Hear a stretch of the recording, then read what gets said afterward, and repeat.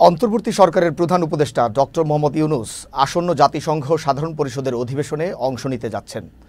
২৪ September Dhaka ছাড়বেন তিনি, ফিরে আসবেন ২৯ সেপ্টেম্বর। শিডিউল অনুযায়ী ২৭ সেপ্টেম্বর সাধারণ অধিবেশনে ভাষণ দেবেন তিনি। জানা যায়, এই সফরে একাধিক দেশের সরকার প্রধানের সঙ্গে ডক্টর ইউনূসের সাইডলাইন বৈঠকের সম্ভাবনা আছে।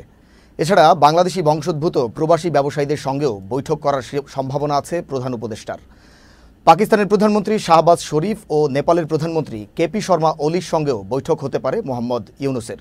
তবে ভারতের প্রধানমন্ত্রী নরেন্দ্র মোদির সঙ্গে বৈঠকের বিষয়টি এখনও অনিশ্চিত রয়েছে।